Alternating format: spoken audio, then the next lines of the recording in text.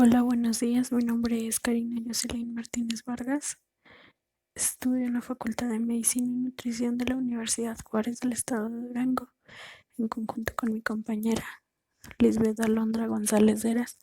Presentaremos un pequeño video referente a malaria y el parásito que lo produce.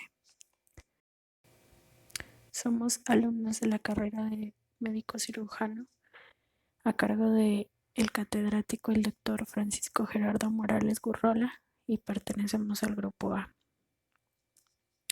Dentro de sus generalidades, este parásito pertenece al filum apicomplexa de la clase Sporozoea, subclase Coccidia y familia Plasmodidae, como se indica en el recuadro color morado. Como se indica en el recuadro rojo, tenemos las 4 especies pertenecientes a la especie Plasmodium, que estas son las especies que más predominan en el humano y causan malaria.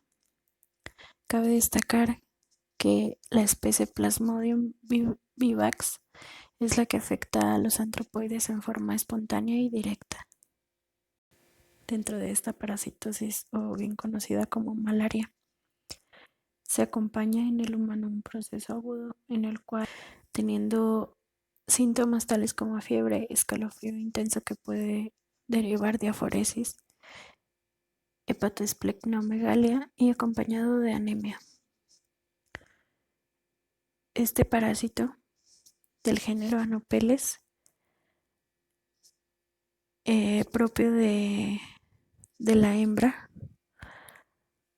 tenemos que el hombre es el único reservorio y huésped para desarrollarse en la fase asexual o esquizogónica del ciclo biológico de estos protozoos. El mosquito es el huésped definitivo en el que se lleva a cabo la reproducción sexual del plasmodio, siendo la hembra el mosquito del género Anopeles, y tenemos 4 especies de mosquitos representados en el recuadro color verde. Hablando propiamente un poco sobre su historia, pues esta fue una enfermedad que afectó en los años 50 en todo el mundo, causando a centenares de millones de personas la muerte. Esto se llevó a cabo cada año y actualmente predomina en regiones tropicales y subtropicales con una tasa de mortalidad un poco más baja. Les explicaré el ciclo biológico del parásito causante de malaria, el cual es un parásito sanguíneo de 156 especies aproximadamente, y las más importantes y de las que trataremos en este video son 4 que ya mencionamos y que aparecen en el recuadro amarillo. Explicaré desde que el mosquito actúa hasta que nuestro organismo tratará de defenderse de este parásito. Número 1. El mosquito hembra que está infectado con malaria pica al humano. Número 2. En el humano, el mosquito inocula o siembra esporozoitos. De esta manera quedan fecundados ahí. Número 3. Estos esporozoitos infectan las células del hígado y aquí mismo se encargarán de madurar, convirtiéndose en esquizontes mientras se siguen reproduciendo de manera directa. Número 4. Se rompen estos esquizontes y liberan merozoitos. Un dato importante es que en la especie que aparece en el recuadro azul, que es P. vivax y P. ovale, pueden vivir en una etapa latente o sin provocar cambios o daños y permanecen ahí por semanas e incluso años, y hacen recaer por invadir al torrente sanguíneo. Después de que se multiplican por primera vez en células del hígado, la vía que aparece en el recuadro morado, que es escozogonia eritrocítica, los parásitos sufrirán una reproducción asexual en los eritrocitos, como aparece en el recuadro rosa, el ciclo esporogónico, y así se infectarán los glóbulos rojos. Como podemos observar, desde el punto número 4 comienza el desprendimiento de los merozoitos. Número 5. Los trofozoitos, como ahora se llamarán, están en una etapa de anillo y maduran en los esquizontes, que se rompen y liberan un nuevo merozoito, un huevo más pequeño, como se indica en la imagen con el número 5. Número 6. Como se puede observar en la imagen, aquí en esta etapa se diferenciarán sexualmente. Punto número 7. En esta etapa estos parásitos comienzan a causar las manifestaciones clínicas o síntomas que ya hablamos. En un paciente enfermo con malaria, un mosquito que pica obtendrá gametos del enfermo durante una comida rica en sangre. Punto número 8. En el estómago del mosquito se reproducirán los gametos formando cigotos, llamándolo ciclo esporogónico, como se representa en el cuadro color rosa. Número 8. Los cigotos se volverán móviles y largos y se llamarán oquinetes.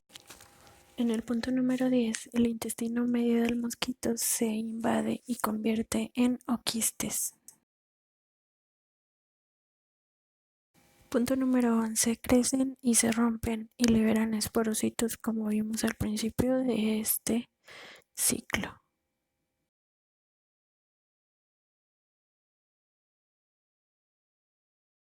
Punto número 12. Se irán a las glándulas salivales del mosquito.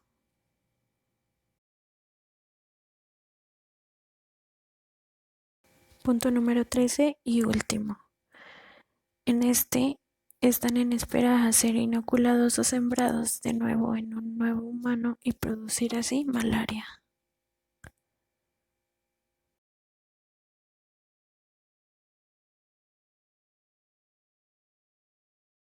Ahora pasaremos con los periodos de incubación.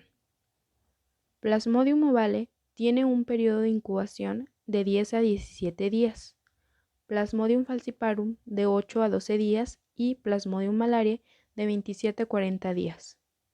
Los últimos días del periodo de incubación se caracterizan por síntomas de cefalalgia, fotofobia, dolores musculares, anorexia, náusea e inclusive vómito.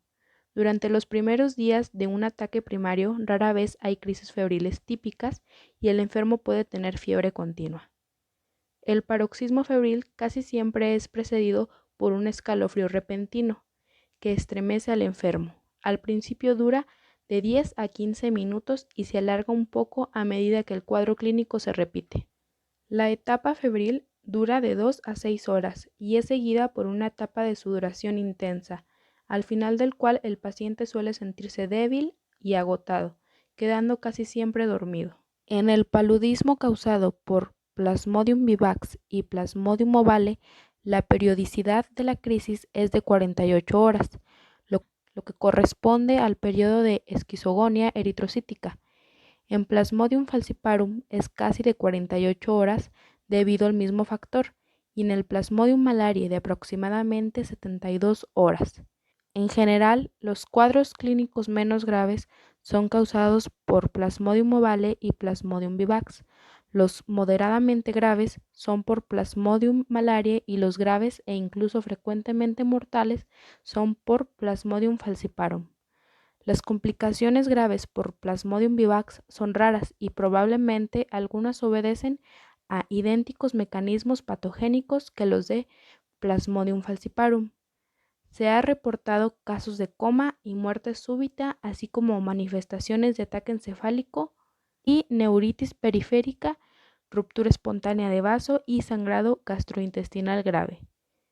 En el caso de paludismo por Plasmodium falciparum, se han citado diversas formas clínicas como paludismo cerebral. Esta forma conduce al paciente al coma y a menudo es muy mortal si no se instituye terapia de urgencia. Otras complicaciones en este tipo de paludismo son la epirepexia palúdica resultante de lesiones al centro termorregulador del hipotálamo. Aquí la temperatura asciende a más de 42 grados centígrados.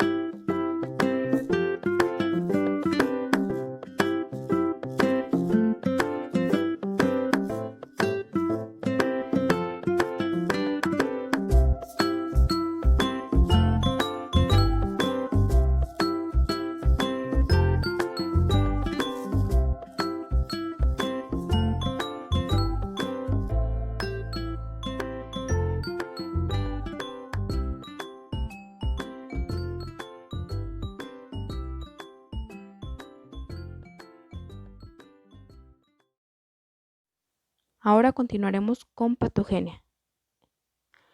El paroxismo palúdico es desencadenado por la liberación de metabolitos contenidos en el eritrocito parasitado cuando ocurre su lisis.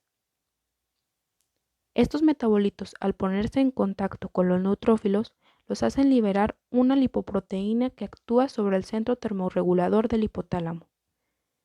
La hepatomegalia y la esplenomegalia obedecen a hiperplasia compensadora de estas vísceras debido al incremento en la destrucción y fagocitosis de células sanguíneas parasitadas. A este mismo mecanismo se debe también la anemia, así como el agotamiento de las reservas de hierro del organismo. En el vaso se presentan las siguientes características. Al principio crecerá y será blando. Al tratarse la parasitosis, este órgano recupera su volumen normal, pero en el paludismo crónico crece, se endurece y el pigmento palúdico le da un color oscuro. El hígado palúdico incrementa su volumen por congestionamiento y las células de Kupffer se llenan de hemozoína que proviene de la hemoglobina del eritrocito destruido. Continuando con el diagnóstico, para tener un diagnóstico certero y confiable se realiza un frotis de una gota de sangre, además del diagnóstico por medios serológicos, con lo indicado en el cuadro color negro, como lo es la inmunofluorescencia directa con uso de plasmodios humanos, que con un título de 1 a 16 o mayor será positivo. Estará también la hematoglutinación indirecta con el manejo de eritrocitos sensibilizados con los antígenos causantes de malaria, ya que hemos estado mencionando durante este video. Para mayor eficacia de estas pruebas debe utilizarse el antígeno malárico humano. Dentro de su tratamiento se emplea quinina, que en un principio, aunque era poco tolerada, después la maquinina y por último la hepacrina, tan eficaces como la quinina, pero tolerables. Y los empleados actualmente se presentan en el cuadro color verde, como lo son la hidrocloroquina, amodiaquina, quinacrina y cloroguanina. En las recomendaciones tenemos que el control de paludismo comprende: número 1. Posibilidad de turistas infectados. Número 2. Tratamiento adecuado de pacientes, previniendo y atacando las recaídas. Número 3. Declaración de todos los casos de paludismo a las autoridades de salud pública. Número 4. Consejos prácticos como uso de mosquiteros, mallas de alambre, repelente, botas, insecticidas caseros, etc. Número 5. Colaboración activa en medidas de control de paludismo. Agradecemos a la audiencia y la participación de Melina Montenegro.